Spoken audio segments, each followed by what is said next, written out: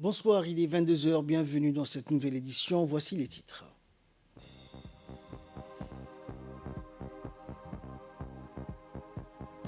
Le ministre de la Santé a pris part donc à la cérémonie de clôture du symposium de la santé organisé dans les régions de l'intérieur et très bientôt dans la capitale. Et dans l'actualité africaine concernant la coopération, le président vénézuélien Nicolas Maduro est en visite donc à Alger. Voilà pour les titres. Bonsoir à tous. Le ministre de la Santé, Dr Ahmed Roblé, a clôturé sa tournée dans la région d'Ali Sabi, accompagné des représentantes de l'UNICEF et de l'OMS. Le ministre a été d'abord reçu par le préfet de la région d'Ali Sabi, Moussa El Migane, à la résidence de la préfecture en présence du président du conseil régional, Sharmak Hassan Al-Ali.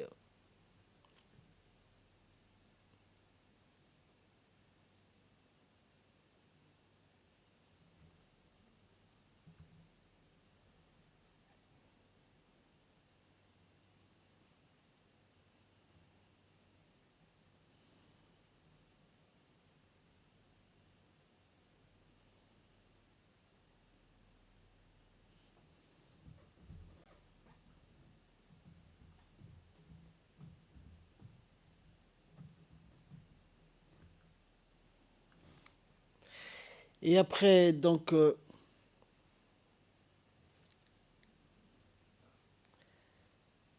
après un bref entretien, le ministre et sa délégation se sont rendus au conseil régional de la région d'Ali Sabié où un parterre de jeunes, locaux et femmes de la ville étaient venus donc pour l'accueillir. Le ministre était accompagné des partenaires de l'UNICEF et de l'OMS et a été accueilli par le président du conseil régional avec des chants et danses folkloriques. L'objectif de cette visite du ministre étant de prendre part à la fermeture des travaux du symposium qui s'était étalé donc sur 4 jours, 4 longues journées de débats, d'échanges et de problématiques liées au système sanitaire de la région d'Ali Sabié. Des recommandations et des pistes de solutions ont été formulées par les participants issus des différentes localités et chefs-lieux de la région. À l'issue des travaux, une synthèse récapitulative des points saillants soulevés durant les 4 jours des travaux a été faite donc et présentée par le conseiller du ministre. Au terme de ce symposium, les parlementaires de la région ont pris la parole et ont tenu à remercier le ministère de la Santé pour le déplacement qu'il a effectué donc en lui adressant un accueil des plus solennel. Sur les points sur lesquels on avait insisté, c'est comment vous voyez la santé de demain pour la région d'Ali Sabié. Quand je vois les flip sharp collés au mur, pour moi, c'est un travail authentique. C'est un travail qui a été réalisé ici. Comme vous avez travaillé durant les assises et les colloques de l'éducation, vous avez eu les résultats. Aujourd'hui, nos élèves passent le bac à Ali Sabié, Excellence. Et ça, c'est une opportunité qu'on n'avait pas hier. C'est quelque chose qu'on avait demandé durant les assises de l'éducation. Nous vous remercions de nous avoir donné cette occasion aussi de nous asseoir autour d'une table, de réfléchir pour notre région. Écoutons à présent les interventions des représentantes de l'OMS et de l'UNICEF à Djibouti. Et pour moi, c'est la première fois dans votre belle région, dans votre belle ville. Du coup, c'est vraiment un grand honneur d'être avec vous et de surtout écouter les résultats de vos débats. Félicitations pour votre optimisme et surtout pour votre vision, parce que les recommandations sont claires. Comme son Excellence le ministre va probablement dire, ça va aider à entamer des réformes très importantes et ça va nous aider, nous, les représentants du système des Nations Unies, à faire le plaidoyer pour faire les investissements là où vous avez décidé. Je suis vraiment contente d'être là et de pouvoir participer dans la clôture de cet symposium et de constater tous les besoins que vous avez évoqués. Je crois que, comme Mme René a dit, nous sommes engagés avec vous. Nous sommes là pour soutenir au ministère de la Santé et pour vous écouter. Et je crois que c'est très important que ce symposium soit participatif et que vous tous pouvez donner des idées, des opinions, des recommandations, car ça va nous aider, de vous aider à améliorer le système de la santé, l'accès et la qualité de la santé. Et de son côté, le ministre de la Santé, Dr Ahmed Roblé, a insisté qu'il était primordial de consulter la population de la région en question sur leurs besoins et leurs priorités en matière de santé. La population d'Ali Sabié connaît mieux que quiconque ses besoins dans le domaine de la santé, a poursuivi le ministre.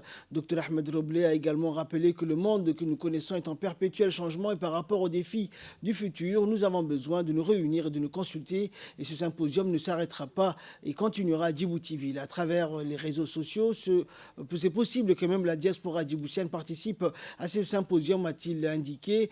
Donc la semaine prochaine, nous allons nous réunir et chaque région aura ses 10 représentants. Enfin, le ministre a martelé qu'avec ses représentants, nous allons établir une liste de besoins prioritaires pour chaque région ainsi que les recommandations formulées durant les 4 jours de symposium qui seront prises en compte. Et à l'issue de la clôture du symposium au Conseil régional, le ministre et sa forte délégation se sont rendus à l'hôpital régional Dr Ahmed Absiye de la région d'Ali Sabié.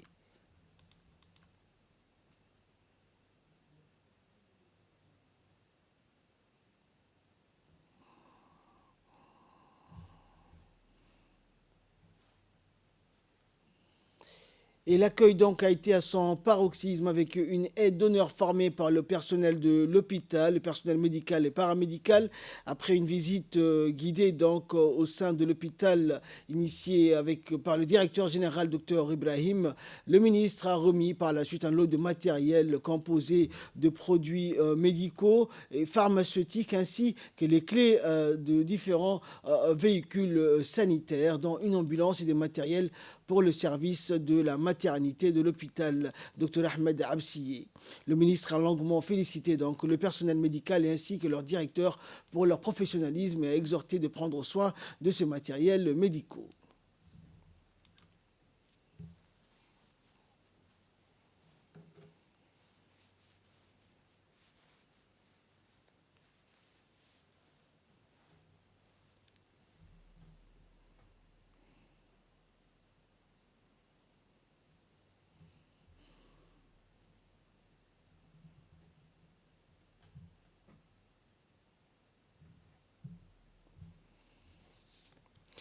Dans l'actualité également, le 8e colloque international du Forum des inspections générales d'États d'Afrique et institutions assimilées, connu sous son acronyme du FIGE, s'est déroulé donc du 7 au 9 juin et s'est clôturé ce week-end.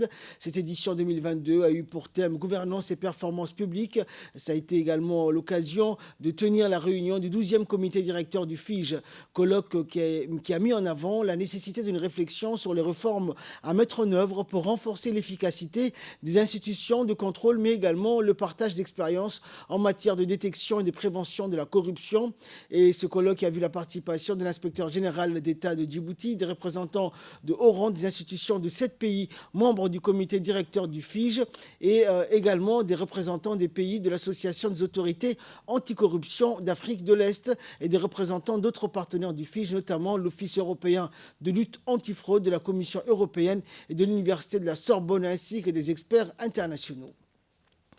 Dans le cadre de la scolarisation en faveur des enfants en situation de handicap, le secrétaire général du ministère de l'Éducation nationale et de la formation professionnelle a dirigé ce week-end également les travaux d'un atelier pour l'élaboration d'une stratégie décennale et la mise en place d'un plan d'action quinquennal en faveur de la scolarisation des enfants en situation de handicap à Djibouti. Cet atelier participatif s'est déroulé au centre de formation de l'enseignement des enseignants pour l'enseignement fondamental et a vu la participation de la directrice générale de ce centre, du directeur général de l'enseignement, du chef de service des enfants à besoins spéciaux et également d'un médecin et des cadres du MENFOP ainsi que du ministère de la Santé, du ministère des Affaires sociales, de l'ANPH et des représentants des associations à besoins spéciaux. L'objectif consistait à la mise en place d'élaboration d'une stratégie décennale et la mise en place d'un plan d'action quinquennal en faveur de la scolarisation des enfants en situation de handicap. À noter également que cet atelier a été animé par 2 experts qui ont fait une large présentation sur la situation actuelle de la scolarisation des enfants à besoins spéciaux en indiquant les leviers et les obstacles de cette scolarisation. Nous avoir invité à cet atelier d'élaboration en fait, de la stratégie de scolarisation des enfants en situation de handicap. Entre le MENFOP et la NPH, nous avons une convention. Nous avons travaillé avec le MENFOP dans le cadre de ce processus-là. Aujourd'hui, nous sommes à la phase d'élaboration. Il y a d'autres étapes qui vont sans doute émailler ce processus pour qu'in fine, au niveau national, nous puissions disposer d'une stratégie nationale et d'une politique décennale, comme ça a été indiqué, en matière de scolarisation des enfants en situation de handicap. Et encore une fois, nous réitérons la disponibilité de l'Agence nationale des personnes handicapées à pouvoir poursuivre ces processus et à suivre les investissements qui y seront dévolus en la matière. Je vous propose de suivre à présent les interventions de la directrice générale du centre de formation des enseignants de l'enseignement fondamental et le directeur général de l'enseignement général. Nous sommes tous aujourd'hui réunis ici, une fois de plus, pour nous interroger, réfléchir ensemble sur un volet hautement important, en plus de celui de la qualité, de l'équité. Nous nous intéressons de près aussi à l'inclusivité. Et donc, le ministère porte une importance capitale et il nous tient à tous à cœur de nous occuper de tous nos enfants. L'objet de la réunion aujourd'hui, c'est se rapprocher, réfléchir sur comment aussi inclure les enfants porteurs d'handicap. Et c'est un volet qui nous concerne tous, de près ou de loin, et sur lequel nous devons nous prononcer, nous engager pour que cela aussi, au même titre que tous nos enfants, puissent avoir droit à l'éducation. Monsieur le secrétaire général, je crois que ce qui est important ici, c'est un atelier qui a le terme participatif.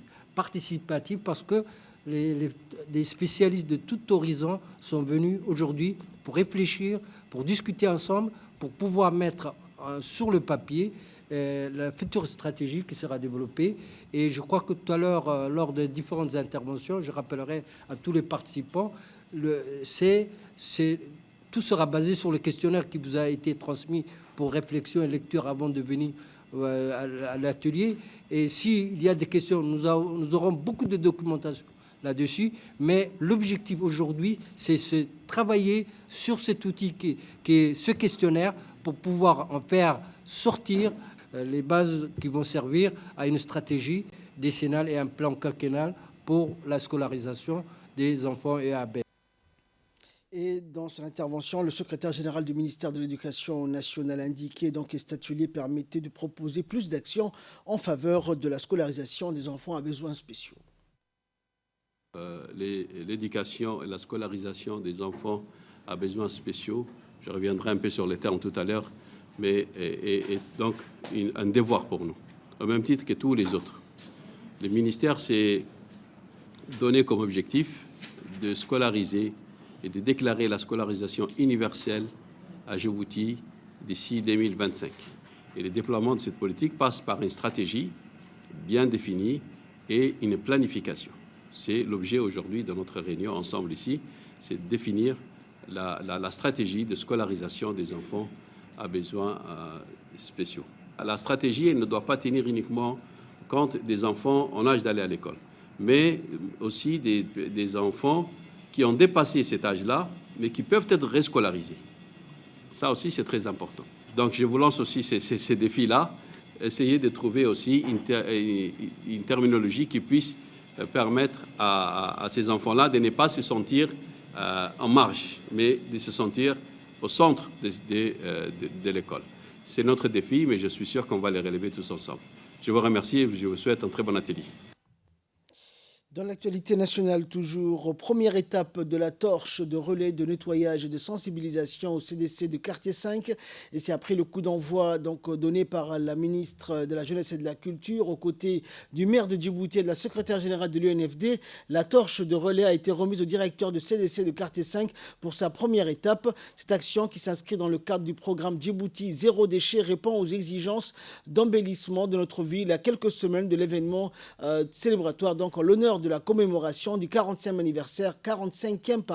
anniversaire de l'indépendance nationale. Au moment où la torche de relais arrivait aux mains du directeur du CDC de Quartier 5 et plusieurs membres du conseil communautaire étaient présents sur place et plusieurs dizaines de jeunes filles et garçons étaient déjà à l'œuvre dans le nettoyage, des ramassages de déchets et ordures et les peintres dans l'enceinte du CDC. Cette flamme du relais de nettoyage, de sensibilisation est l'occasion donc de promouvoir une dynamique d'association de jeunes autour des valeurs civiques et citoyennes.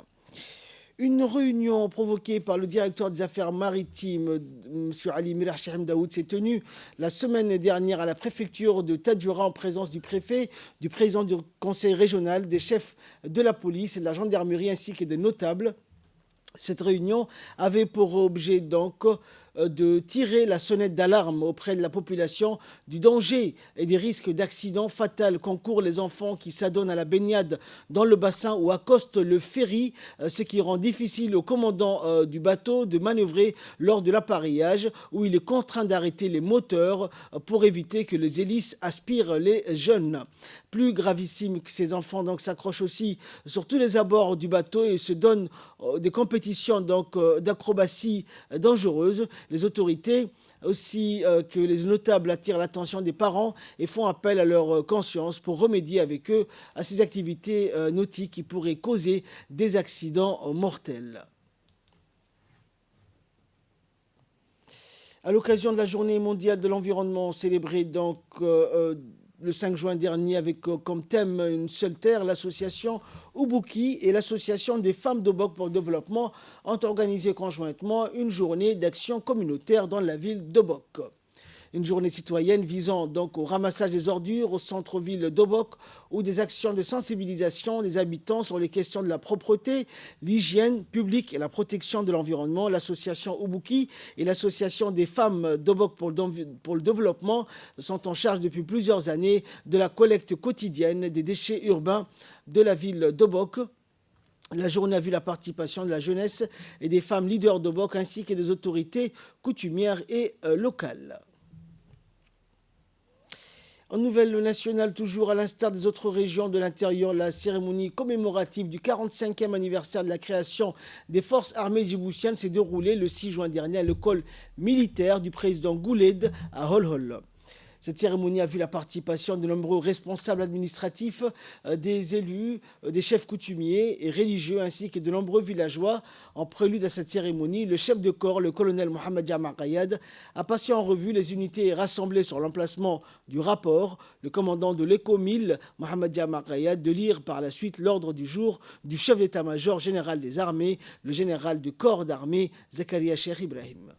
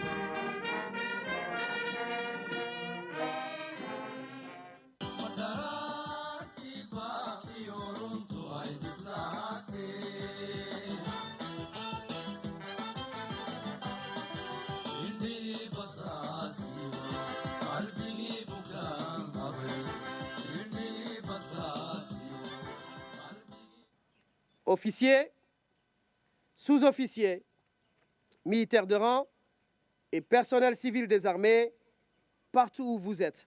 La situation alarmante des pays de la région touchés par les crises nous impose à préserver par tous les moyens notre unité nationale et continuer à combattre ensemble toutes les menaces pouvant fragiliser la stabilité de notre pays.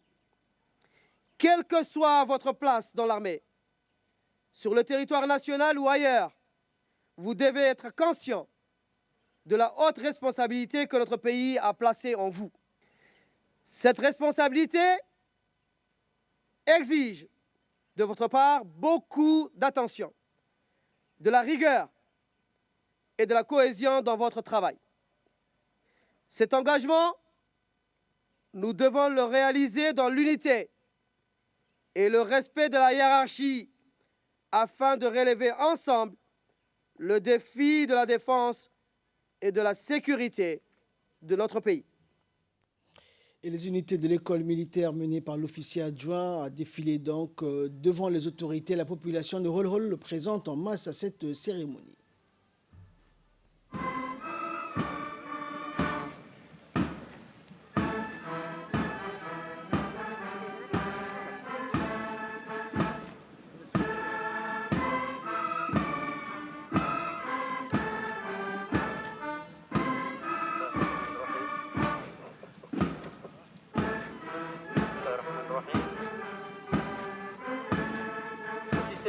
Au passage illégal commandé en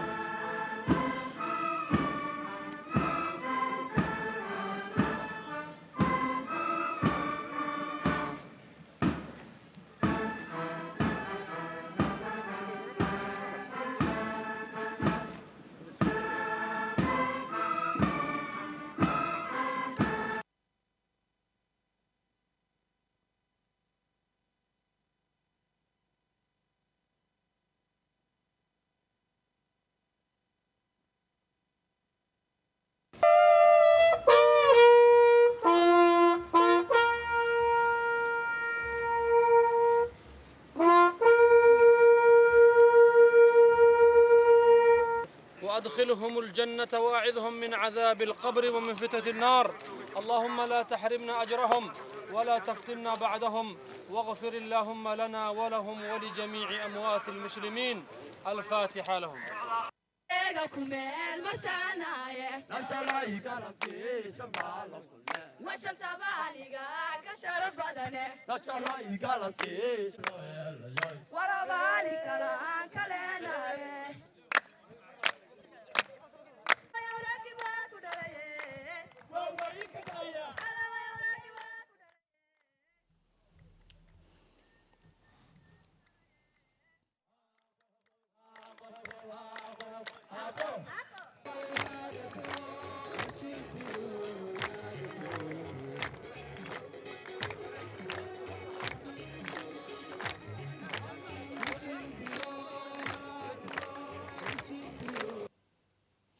Actualité internationale à présent, le président vénézuélien Nicolas Maduro rencontre le président algérien Abdelmadjid Tebboune lors d'une visite officielle à Alger.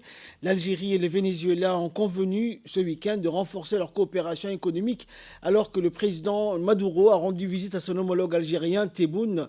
Et comme tous les dirigeants en visite, Nicolas Maduro a rendu hommage aux martyrs de la guerre d'indépendance brutale que l'Algérie a menée pendant 7 ans contre la France en déposant une gerbe de fleurs au monument national aux morts et en observant une minute de silence. Maduro est arrivé mercredi soir, donc accueilli à l'aéroport d'Alger par le Premier ministre algérien, alors qu'il entamait ce que l'agence de presse publique algérienne a appelé une visite de travail et d'amitié de 2 jours. Sa visite en Algérie intervient alors qu'une vingtaine de dirigeants se sont rendus à Los Angeles pour le sommet des Amériques organisé par le président américain Joe Biden, auquel le Vénézuélien de gauche figurait parmi les personnes non invitées. C'est tout pour ce journal. Merci de l'avoir suivi. Excellente soirée sur Télé Djibouti.